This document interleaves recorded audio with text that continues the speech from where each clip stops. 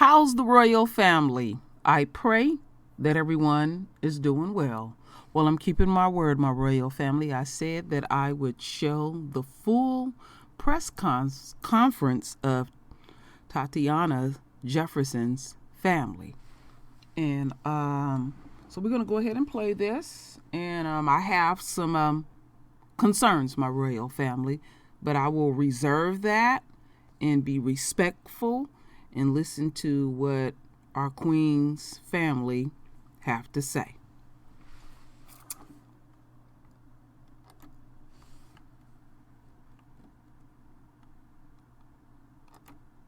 My name is Lee Merritt, Leemer.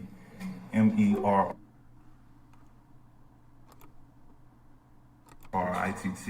I'm a civil rights attorney for the family. You're going to be hearing from members of the community of Fort Worth. You'll be hearing from the family of who they affectionately call Tay Jefferson. And we'll be taking some time to answer some questions for you all. I want to go ahead and dispel the myth that this is somehow a one-off, that this was just, a bad luck incident from an otherwise sound department. The Fort Worth Police Department is on pace to be one of the deadliest police departments in the United States. They're in need of serious systematic reform. We are asking that the federal government comes in, the Department of Justice comes in and takes a conscious look at the policies and procedures that allowed something like this tragedy to happen. This was a wellness call. It's beyond me to begin to understand what kind of police force responds to a wellness call with the equivalent of SWAT. This department and their officers violated not only the rights of Tay Jefferson and her family, but they just made common sense mistakes. They passed an open door. They failed to announce themselves. They passed a second open door. They failed to announce themselves. They creeped around the back of the apartment and entered a closed gate. They didn't have probable cause at this point, from what the neighbor told them, to even enter that property. They began creeping around and they created a deadly situation. The idea that they have blasted images of a firearm across the internet is obscene. Of course, a family owns a firearm. Of course, firearms are used to protect individuals from predators prowling about their property. That's only common sense. They created a deadly situation and they responded in a way that is not unique to the city of Fort Worth. In the last 6 months, they've had 10 officer-involved shootings, seven officer-involved deaths. That's more than most nations for a single city in Texas. It represents a serious problem that must be addressed. So of course, this family is calling for the firing of this officer. That's benign. That's the least we should expect. They're calling for this officer to be vigorously prosecuted, to be appropriately sentenced.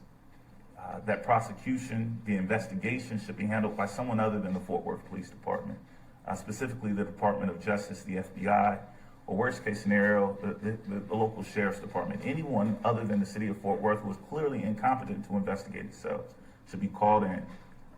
We expect this to happen immediately. This happened Saturday. Why this man is not in handcuffs right now is a source of continued agitation for this family and for this community, and it must be addressed.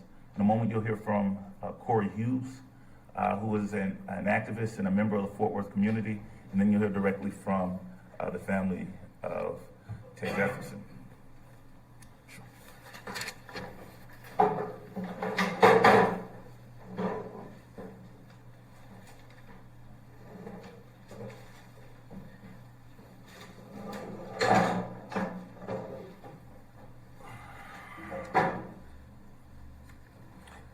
Just for the correct spelling of my name, it is C-O-R-Y, last name Hughes, H-U-G-H-E-S.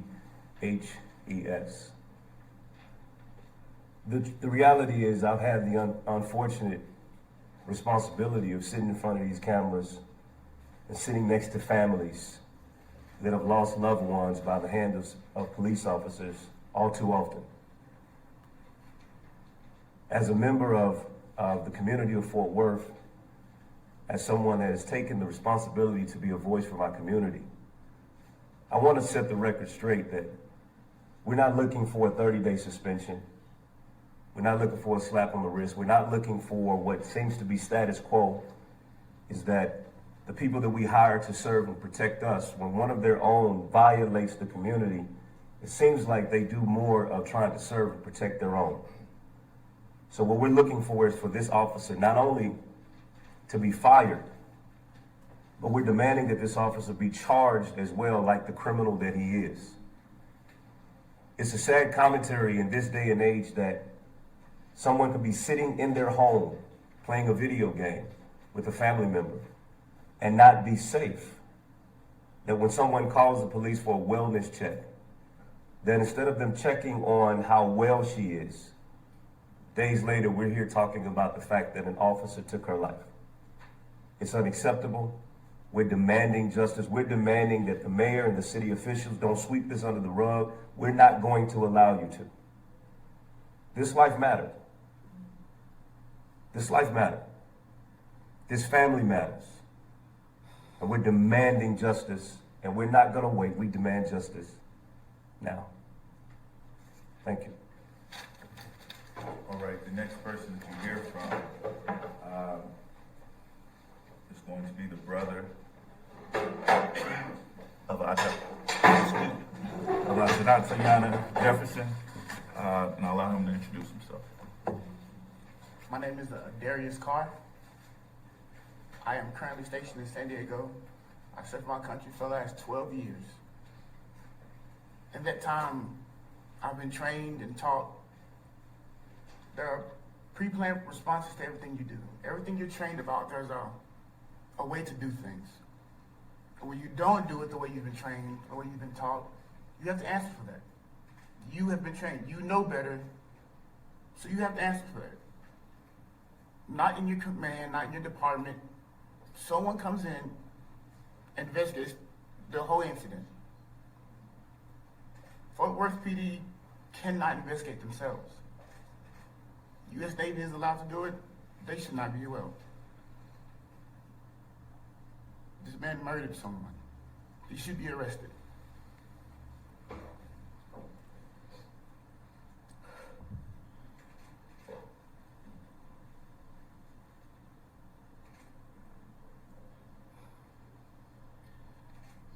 And we want to continue to echo the calls and be clear that this family is standing in solidarity, that Fort Worth needs to recuse itself from this investigation. And they need to bring in an outside agency. They need to make sure this officer is treated like any other criminal suspect in our criminal justice system. The next person that you're going to hear from is the sister of the sister of Tay, and her name is Amber. I'm Amber Carr. And I'm actually screwed up just a little bit. I'm sorry. Okay. Amber Carr, I'm one of her older sisters. We're 11 months apart. We grew up together. The last time I spoke to my sister was last Saturday. She came to the hospital in Plano where I was recovering from a major heart surgery. She came, brought me food. She brought me a new cell phone. She talked about how this weekend actually was the weekend that she and my oldest sister were planning to take the boys to the fair, and asked me what did I want back, considering she knew I wasn't going to be able to walk the fair park. My sister, the relationship she has with my sons is indescribable. Sometimes people think that they're her kids and not mine. She helped Zion every day to get ready for school because my mother wasn't capable of doing it. She wrote out a schedule so that he could be organized. She helped him understand that he had to be responsible for putting on his clothes, picking out his clothes, and getting ready on time to leave for the day. those were things that my mom did for him. So she helped him become more independent and self-sufficient. My son, who was there to witness the event, you would think that, he would show some type of sadness or emotions, but the first time I actually got to see him and pick him up from a facility for children, the first thing he told me was he was sad. And I asked him, why was he sad? And he told me because the police had shot his aunt. And at that time, I knew nothing about that. So he was the one who actually told me what happened. But at this time, he's my motivation. He's my biggest encourager. In the middle of the night when I'm crying, he wakes up and tells me to breathe in my nose and out my mouth. He holds me, he hugs me. And these are the things I should be doing for him, but he's not reacting in that manner. He's helping me to be strong. And I believe that's because my sister had a big part in that. The next person that you're going to hear from, she's prepared a statement. I'm going to allow her to come around. Her name is Ashley Carr. And she's the older sister.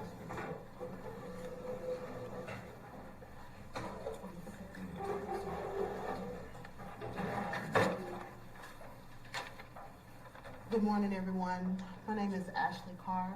I was Tatiana Jefferson's oldest sister. I'm here to read a statement for the family so that we can all be on one accord. An arc of a moral universe is a long one, but it bends towards justice. Martin Luther King. Our family first would like to thank the thousands who called, who sent messages, who reached out via social media, offering words of encouragement and condolences. We appreciate your powerful solitude with us as we go through this unbelievable time of shock and sorrow. Secondly, our family would like you to know more about this beautiful soul, Tatiana Jefferson. She was a smart, ambitious, kind person with a nurturing spirit. She was a graduate of Xavier University with a Bachelor's of Science degree in mathematics, in biology, and was committed to furthering her education. She was a hard worker where her co-workers saw her as a person of full integrity. She loved her family so much that at the age of 28, she decided to move into our mother's home to help her as her health was declining. Honor, integrity, commitment, and service. These are the attributes of Tatiana Jefferson. Any parent would be proud to call her a daughter. Any sibling would be proud to call her a sister. Any employer would be proud to call her an employee. Any neighborhood would be proud to have her as a neighbor. And any city would be proud to have her as a citizen. And yet, in the early mornings of October 11, 2019, she was simply going on along with her life, living a law-abiding citizen, peaceful life, and she was killed by a reckless act of a Fort Worth police officer. There is simply no justification for his actions. She was enjoying a life in her home where no one would have expected it to be her life to be in harm's way, especially not at the hands of a civil servant who had taken the oath to serve and protect.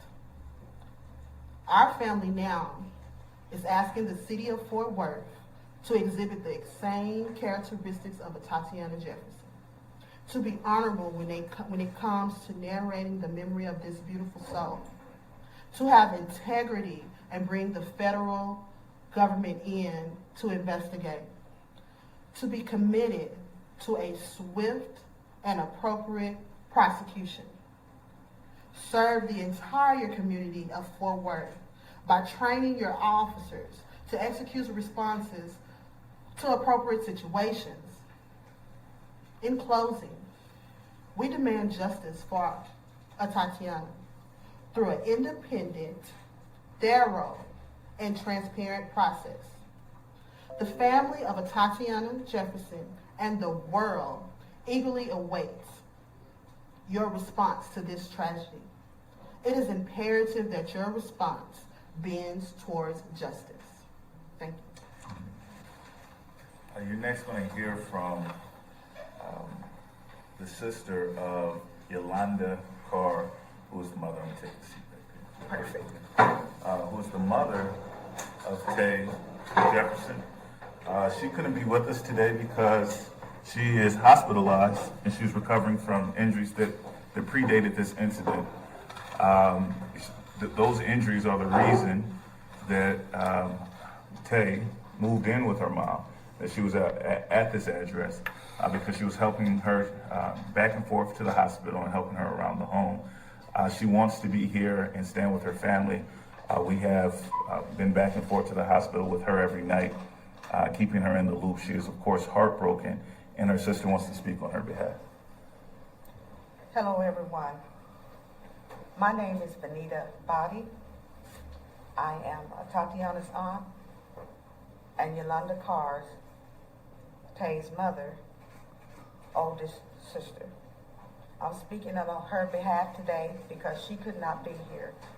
As you have heard, her health is declining.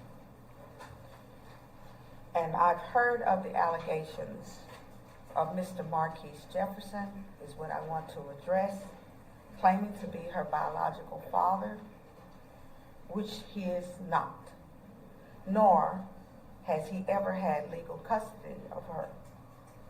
We have not, as a family, heard from Mr. Jefferson, and if he cares to reach out to us, we would be more than happy to address his concerns.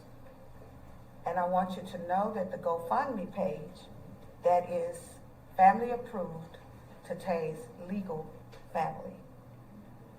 And I thank everyone for their outreach, for their giving, and for the love that they have shown us today. All right, thank you so much.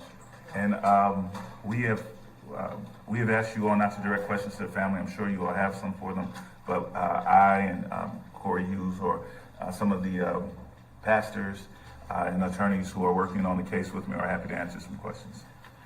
The Fort Worth Police Department was pretty fast in releasing that body cam video. Just trying to get from you your thoughts about it after seeing it, what perhaps has the family weighed in about that video, and just your thoughts in general about what you see there. We appreciate that the Fort Worth Police Department released this video immediately. That's the kind of transparency that we need to get to the bottom of these cases. However, they threw in an unrelated, according to their statement, a photograph of a firearm, and in order to, I guess, impute some bad act or blame on the victim itself, that was not necessarily to circulate. And that's more like the Fort Worth that we know. When we look at the video and we see it was several officers prowling around the property, literally crawling, whispering, as if they were conducting some sort of clandestine abstraction. It's absurd when you know what the call is. They finally released the emergency call yesterday, the non-emergency call yesterday, which was a neighbor who was concerned about an ailing woman across the street. He gave no indication that he believed that a crime was taking place, that he was in fear for his life or the safety of the members in that home or the community. He said he saw some doors open. And so to see them, again, pass those open doors without announcing themselves, to park around the corner so that no one, if they happened to be near the home, could know who they were. And then to escalate the situation as they entered the property, it's just unacceptable. Please. Yes. Why do you fear not charge this officer and perhaps not do a complete and thorough investigation? Experience tells us that law enforcement officers, law enforcement departments aren't competent to investigate themselves. We've seen over and over and over again where they make recommendations for additional training, for suspensions, or that nothing happens to them. They've already begun to lay out their defense in this case. They obviously have a dog in the fight, or they wouldn't have released a picture of the firearm to the public. But they're trying to make a case for what we hear far too often, that this officer perceived a threat and reacted according to his training. They violated their training over and over again. They interestingly enough cut off the video immediately after the shot. I would love to hear the rest of the conversation from the other officers, because this was completely uncalled for, and there probably was one officer there with some common sense that chastised this rookie who had no business as a part of an SRT team, an elite unit in the first place. So, yes. What is Darius's branch and in your service? And one thing I've seemed to hear over and over is that idea of service, the fact that Tay was serving her mother, the fact that you had your own service. Can you talk about that and how that affected her life? You violating the rules, but I'll let him answer that. Yes. My service is U.S. Navy. Yeah. Service is real big for our family. We want to give back to this world. We want to make it a better place. I proudly serve my country, and I'm going to do it the rest of my life. Okay. Any other questions? Lee, you mentioned with Amber there about Zion, and just how is he doing? I know he's 8. We might have to be able to process this, but the family's been able. He was there. That's something that sounds horrific. Zion surprises me with how much he recalls. Zion is going to start counseling this week because we don't know the emotional trauma, the psychological trauma that seeing something like this can have on an 8-year-old. He was present the entire time. He never left the room. He saw, he and his Auntie Tay experienced the fear of someone prowling in the backyard. His Auntie Tay did not allow him to check the window. She checked herself. I asked myself what would have happened if that little boy went to the window instead of his auntie. He saw her when she fell. And he has found a way to maintain more composure than the Fort Worth Police Department. He still offers his mother and his family consolement. He encourages his mother when he hears her crying in the middle of the night. She tells me, he says, what did I, remember what I told you? I guess he's giving you some words of encouragement. What was the words of encouragement he gave? It was just breathe through your nose, out your mouth. So he's learned coping mechanisms in school for a high stress situation, and he encourages his mother to try some of those out to get her through this difficult time. Mr. Mayor, can you tell us any details about the evening Tatiana and her nephew were having, sort of like they were doing that night? It was a fall evening. For those of you all who live in the Dallas-Fort Worth area, it was one of the first. This week was one of the first chills that we've had for a relatively warm fall. And so they opened the doors, they allowed the breeze to flow through the house. And those two stayed up all night playing. I've said Halo before, I was wrong. They were up all night playing Call of Duty. Tatiana is a gamer. Tatiana is a gamer. She loved video games, and she beat her brother a few times. And she loved playing with her nephew. They did that all night from sunset until the time that they lost track of time around 2 or 3 o'clock in the morning when they heard someone prowling around in the bushes. So it would not have been out of character or uncharacteristically for her to have the door open for the family? No, it's not out of character at all. Now, we understand why the neighbor perceived that as something strange. He understood that mom was in the hospital. And so he didn't understand why the door was open. And so he called for a wellness check. He thought maybe that she had been released from the hospital and had another traumatic event, and she possibly may have needed help. What can you tell us about his dreams, aspirations, just what she wanted out of life? So The family prepared a statement, and that's all they're going to say about her for the moment. Yeah.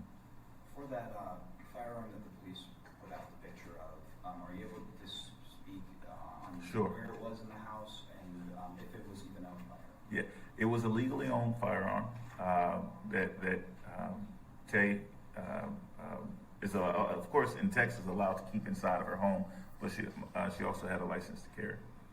From what you know, does it appear that police attempted to render aid after Tatiana was shot? I haven't heard anything about the rendering of aid. My understanding is that she perished on the scene, but this family hasn't learned, and we're waiting to hear back from the medical examiner about where she was struck and what kind of steps were taken to try to save her life.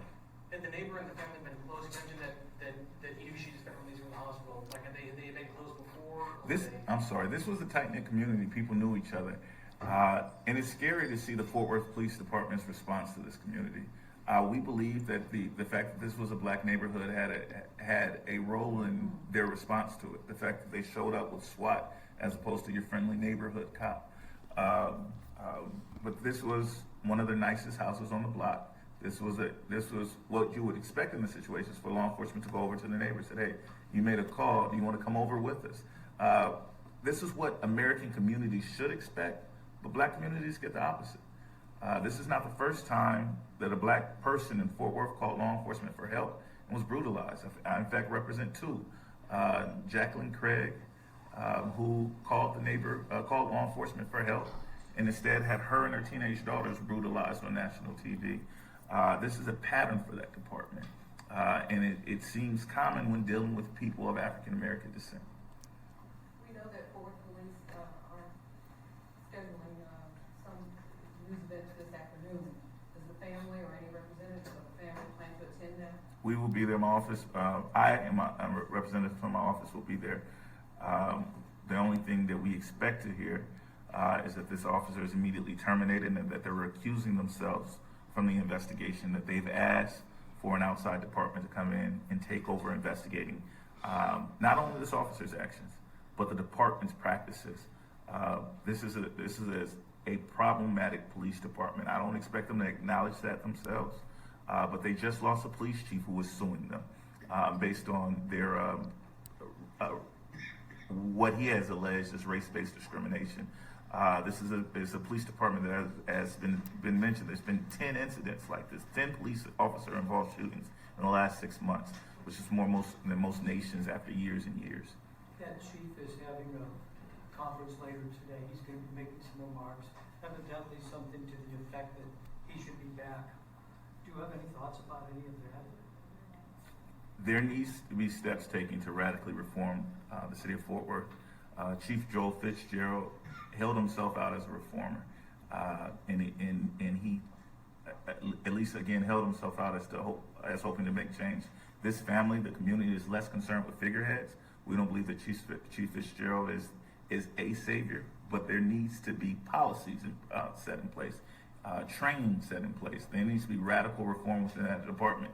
If Chief Fitzgerald is the person to lead the charge for, or I should say former Chief Fitzgerald is the person to lead the charge for reform, then absolutely. But it's not about putting a black face on it. It's about actual change.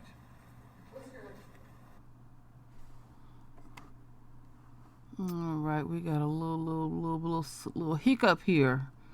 Last few minutes of this, because we got 2 minutes and 40 seconds. Let's see if I can back up just slight and see if we can get this. If not, we're not missing much. There needs to be steps taken to radically reform the city of Fort Worth.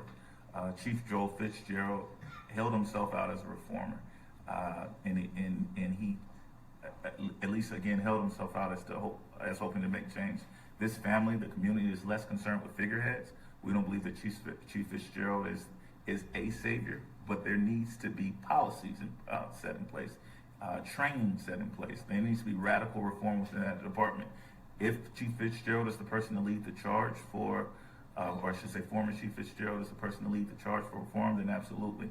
But it's not about putting a black face on it. It's about actual change. All right, my royal family. So they want to act a fool there, but the link I'll put the link there if you want to listen to that last 2 minutes and 39 seconds of it.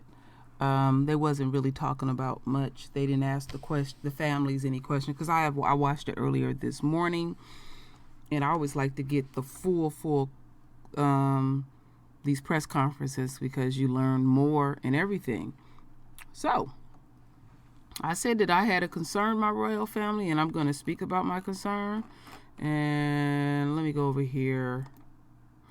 Okay, my concern is our Queen's brother here. You know, he serves this country.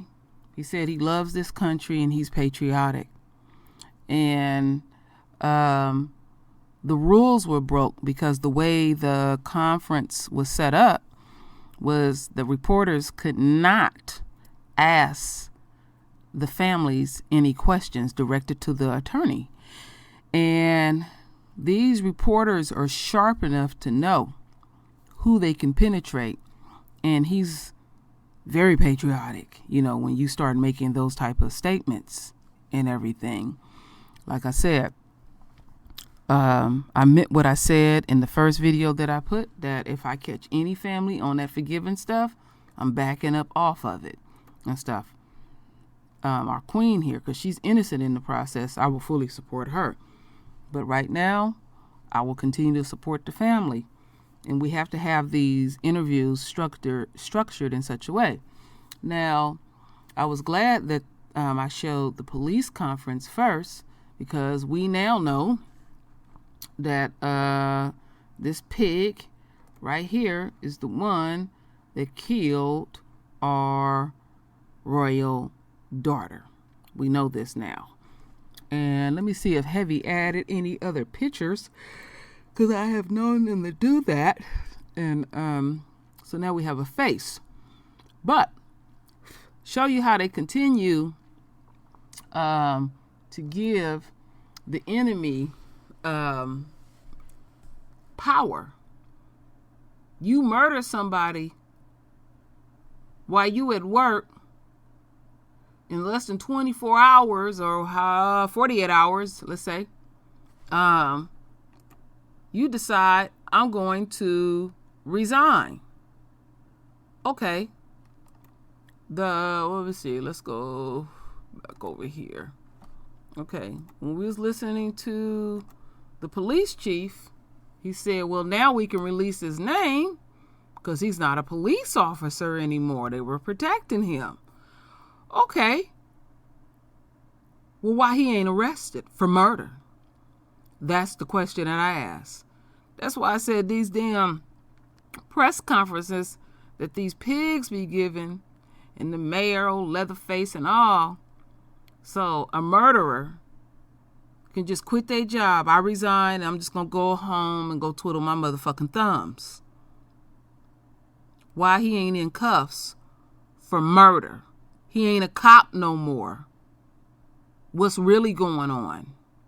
That's all I have to say, my royal family.